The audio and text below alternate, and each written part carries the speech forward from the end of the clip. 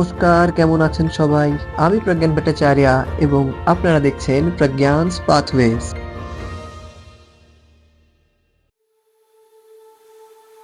আমার এই যাত্রাপথ শুরু হয় আমাদের শহর কাটোয়া থেকে। এই যে এই দুজনাদের দেখছেন, ইনি আমার মা এবং বাবা। কাটোয়া থেকে ব্যান্ডেল হয়ে আমরা পৌঁছাই হাওড়া স্টেশন। তো হাওড়ায় আমরা পৌঁছে গেছি এবং আজকের রাতের মেনু হচ্ছে লুচি, ছোলা ছেঁচকি এবং আলুর দম। এই যে সকলে খেতে বসে পড়েছে, বাবা, মা, এই যে ইনি হচ্ছেন আমাদের ছোট বাবু, তুষার কাকা, কাকিমা এবং ডান দিকে লাল জ্যাকেট পরে আমার বন্ধু সোহম। তো খাওয়া দাওয়া শেষ, এবার আমরা এগোবো আমাদের ট্রেনের দিকে। তো আমরা চলেছি হাওড়া থেকে জম্মু তাওয়াই যাওয়া 12331 হিমগিরি এক্সপ্রেস দিয়ে, যেটা সপ্তাহে 3 দিন চলে, মঙ্গলবার, শুক্রবার এবং শনিবার। হাওড়া স্টেশনের 14 নম্বর প্ল্যাটফর্ম থেকে আমাদের এই ট্রেনটির ডিপার্চার টাইম হচ্ছে রাত 11:55 তো ঘড়ির কাঁটায় রাত 11:30 এবং হিমগিরি এক্সপ্রেস 14 নম্বর প্ল্যাটফর্মে দিয়ে দিয়েছে।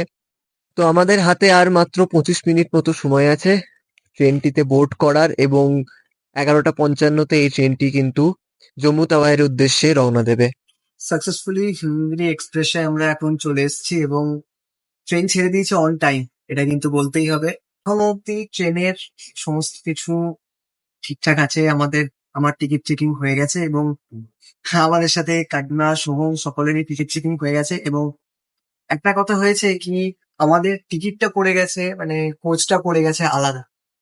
তো আমার কোচটা পড়ে গেছে HA1 অ্যান্ড সোহমদের কোচটা পড়ে গেছে A1, যার জন্য খুব একটা প্রবলেম না হলেও আলাদা কোচে তো ধরুন একসাথে যাওয়া।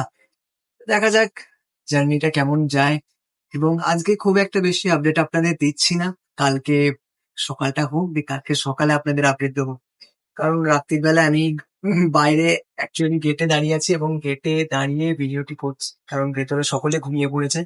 তো ঘড়ির কাঁটায় এখন 9:10 এবং আমাদের ট্রেন এখনই ডিপার্ট করছে বখতিয়ারপুর জংশন থেকে। ট্রেনটি রাত্রির বেলায় একটুখানি লেট ছিল এবং এখন সকালবেলায় উঠেই কিন্তু আমরা দেখতে পেয়েছি যে ট্রেনটি একদম অন টাইম চলে এসছে। তো এটা সত্যি রাত্রিরে রানটাই ট্রেনটার খুবই ভালো। এবং আশা করছি যে টাইমলি জম্মু তাওয়াই জংশনে পৌঁছে যাব। চলুন দেখে আসি অন্যরা কি করছে। এই যে সকাল সকাল ছোট বাবু বসে পড়েছে মুড়ির বাটি নিয়ে, সঙ্গে কাকিমাও দেখছি মুড়ি খাচ্ছে আর লঙ্কা দেখাচ্ছে। এই যে সোহম নিজের বিছানাপত্র একটু ঠিক করছে। তুষার কাকা কিন্তু এই সামনের দিকটাতে আছে, যার জন্য এখন এই জায়গাটাতে নেই। তুষার কাকার সিটটা আলাদার দিকে পড়ে গেছে। এই যে আমার মাতাশ্রী এখানে বসে আছেন, একটু আগে ঘুমোচ্ছিলেন এবং এখন উঠেছেন, এবার একটু বসে আছেন। কেমন লাগছে বলো? বেশ।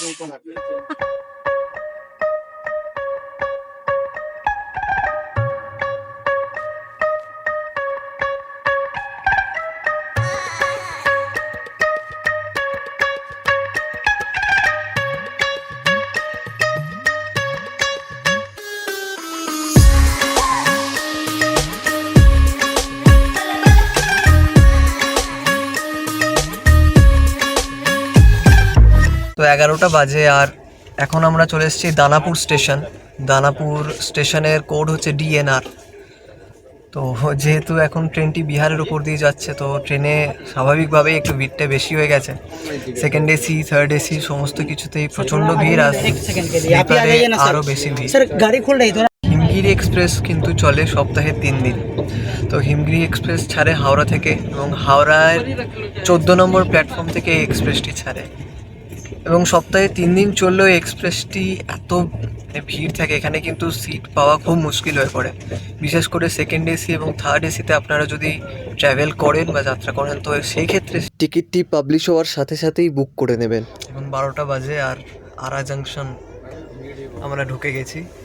ট্রেন 1 ঘন্টা 3 মিনিট লেট। তো দেখা যাক কতটা কি মেকআপ করতে পারে। অনেকটাই লেট হয়ে গেছে, কারণ আপনার বিহারের যে রুটটা আছে এই রুটে খুব ট্রেন আস্তে আস্তে চলছে এবং প্রায় সবকটা স্টেশনেই এখানে থামছে। তো দেখা যাক কতটা কি মেকআপ দিতে পারে।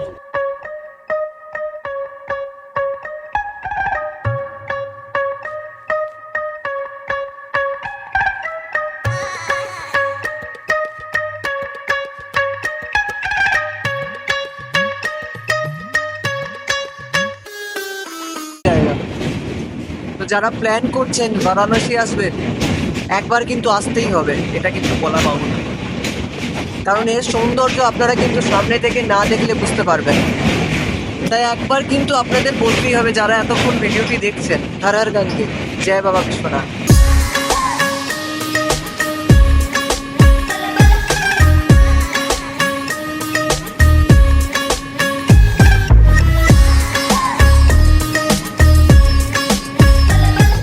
তো কাশী স্টেশন ক্রস করে এবার আমরা ঢুকছি বারাণসী জাংশন।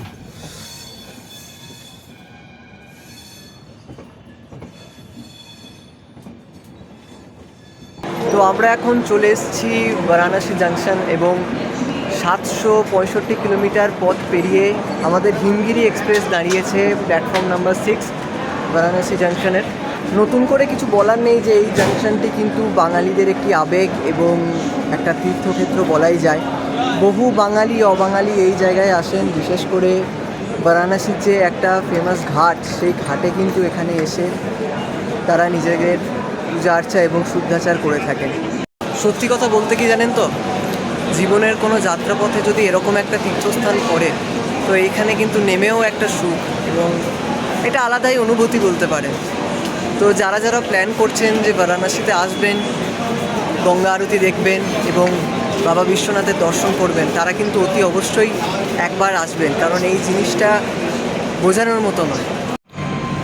তো ঘড়িতে এখন 3:10 এবং 5 মিনিটের হল্ট নিয়ে বারাণসী থেকে ছেড়ে দিয়েছে আমাদের হিমগিরি এক্সপ্রেস এবং সামনে দাঁড়িয়ে আছে Varanasi to Gandhinagar capital weekly express. তো ট্রেনের যাত্রাপথটা খুব সুন্দর, সেটা কিন্তু আপনারা না দেখলে বুঝতে পারবেন। এরকমভাবে দরজার বাইরে দাঁড়িয়ে এবং দৃশ্যগুলো দেখা, এটা কিন্তু একটা দারুণ এক্সপিরিয়েন্স করতে পারবেন। তো এইভাবে ভিডিও করতে করতে চলে আসে আমাদের দুপুরের খাবার। আমরা নিয়েছিলাম একটি এগ থালি। খাবারের স্বাদ খুব একটা খারাপ ছিল না, সঙ্গে 2টো রুটিও দিয়েছিল। একজনার পেট ভরার মতো যথেষ্ট খাবার ছিল এবং দাম নিয়েছিল 90 টাকা। দুপুরের খাবার খাবার পর কি করব বুঝতে না পেরে বাইরের দৃশ্যগুলির একটু আনন্দ নিচ্ছিলাম। ট্রেনে বসে বাইরের দৃশ্যগুলিকে কে না দেখতে ভালোবাসে বলুন। তো মুস্কুরাইয়ে আপ লখনৌ মে হ্যাঁ। দীর্ঘ 1048 কিলোমিটার পথ অতিক্রম করে আমরা এখন এসে পৌঁছেছি লখনৌ চারবাগ এনার। লখনৌতে আমাদের হিমগিরি এক্সপ্রেসের স্টপেজ হচ্ছে 10 মিনিট। তো হিমগিরি এক্সপ্রেসের কিছু আপনাদের ভালো কথা বলি যে এই ট্রেনের কিন্তু পরিষ্কার পরিচ্ছন্নতা খুবই ভালো। ট্রেনটিতে প্রায় লাগাতার খুব সুন্দরভাবে ক্লিনিং চলছে এবং পরিষ্কার পরিচ্ছন্ন দিক দিয়ে এই ট্রেনটি কিন্তু বেশ নজর কেড়েছে এবং এর বাথরুমগুলোও কিন্তু খুব একটা খারাপ নয়। বাথরুমগুলো ব্যবহার করার মতোই এবং ভেতরে আপনার সুগন্ধিও দিয়ে যাচ্ছে যাতে গন্ধটা একটু ভালো থাকে। তো লখনৌ স্টেশন থেকে ট্রেন আমাদের ছেড়ে দিয়েছে এবং এরপর আর সেরকম কিছু করছি না, কারণ আমাদের খাবার আমরা অর্ডার দিয়ে দিয়েছি। ওই সকালে যেমন দেখেছিলেন এগ থালি, সেরকমই রাত্রিরেও আমরা ওই এগ থালিটাই অর্ডার দিয়েছি। টেস্ট খুব একটা কিন্তু খারাপ নয় খাবারের। ট্রেন হিসাবে যদিও আপনি এতটা পথ আসছেন, বাড়িঘর নেই, আপনার ট্রেনেই রান্না হচ্ছে, টেস্ট কিন্তু ভালো। তো চলুন, কালকে দেখা হচ্ছে। তো গুড মর্নিং সকলকে। Day 3 Kashmir trip. দীর্ঘ 1831 কিলোমিটার পথ অতিক্রম করে আমাদের ট্রেন এখন এখানে হল্ট নিয়েছে আলাওয়ালপুর জংশন। এটা ট্রেনটি স্টপেজ না থাকলেও এখানে একটা ছোট্ট হল্ট, আর বলতে বলতে ট্রেনটি আবার নিজের যাত্রাপথ কন্টিনিউ করছে। ঠান্ডা কিন্তু প্রচুর বলতেই হবে, ভালো রকম ঠান্ডা এইদিকে পড়ে গেছে। আলাওয়ালপুর স্টেশন থেকে ট্রেনটি ছাড়ার পর আমরা এরপর সকালে জলখাবারে বসে যাই। এই যে সকালে উঠে পড়েছে, আমরা চা একটু বিস্কুট এই সমস্ত খাচ্ছি।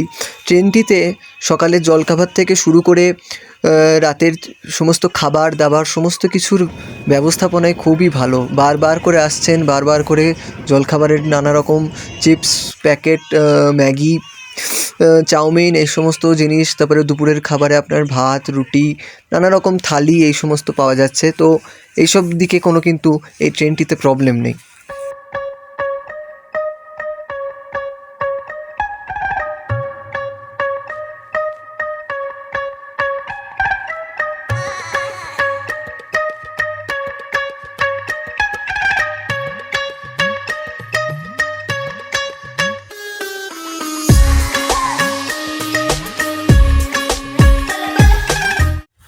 তো সকালের জলখাবার শেষ করে ছোটোবাবুর মতোই আমরাও অপেক্ষা করতে থাকলাম কখন আমরা জম্মু তাওয়াই জংশনে পৌঁছাই। দীর্ঘ 1925 কিলোমিটার পথ পেরিয়ে এখন আমাদের হিমগিরি এক্সপ্রেস চলে এসছে পাঠানকোট ক্যান্টনমেন্ট জাংশন। এইখানে কিন্তু অনেক যাত্রী, আমাদের সহযাত্রী এখানে কিন্তু ডিপার্ট করলেন এবং সকলেরই গন্তব্য এখন হিমাচল, এবং আমরা এখান থেকে এগিয়ে যাব আর 101 কিলোমিটার পথ জম্মু তাওয়াই জাংশনে। তো পাঠানকোট থেকে ডিপার্চারের আগে আমি, তুষার কাকা, সোহম, কাকিমা সকলে একটু ছবি তুলি এবং আমাদের ট্রেন পাঠানকোট থেকে ডিপার্চার করে।